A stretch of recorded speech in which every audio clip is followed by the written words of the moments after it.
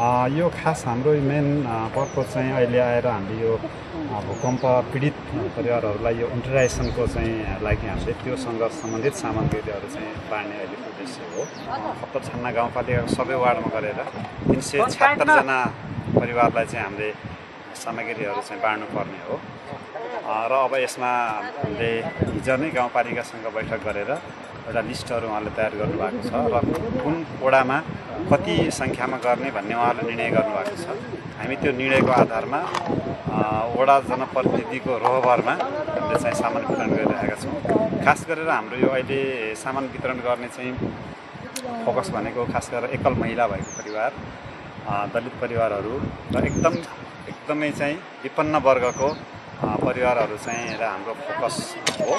र उहाँहरूसँग पहिला हामीले त्यही अनुसार सल्लाह गरे अनुसार त्यसरी नै यो लिस्ट तयार भएको छ। र अहिले यो हामीले वितरण कार्यक्रमहरू एउटा परिवारलाई 8700 चान्चुनको चाहिँ हाम्रो त्यति मूल्य बराबरको सामानहरू हामीले दिएका छौँ। यो सामानभित्र तिरपालहरू, कम्बल, त्यसपछि थर्मस, यो PFOAM का आइटमहरू छन्। अब भुइँचालो आउँदाखेरि हामीलाई एकदम डर लागेको थियो।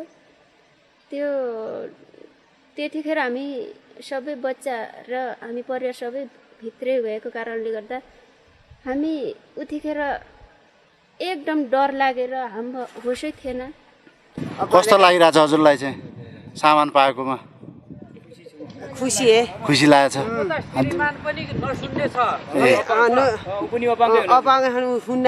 श्रीमान पनि अपाङ्ग। अच्छा, अनि भुइँचालोले घर भत्कियो, त्यही भएर तपाईँले राहत पाउनुभयो? भूकम्प आयो अनि हामी यहाँ गयो, कम्बल थिएन। भुइँचालो आउनेलाई हामी स्कुलमा थियौँ अनि बाहिर आएको गयो हब्बै। पल में ही सूट से वो आनंद में यहाँ पहुँचना है पहुँची हूँ अभी तक नहीं। भुइँचालोको बेला चाहिँ कहाँ हुनुहुन्थ्यो तपाईँ? कहाँ? घाँस काट्ने। एकजना छोरी हुनुहुन्छ। कति वर्षकी हुन् छोरी चाहिँ? 20-22 वर्ष।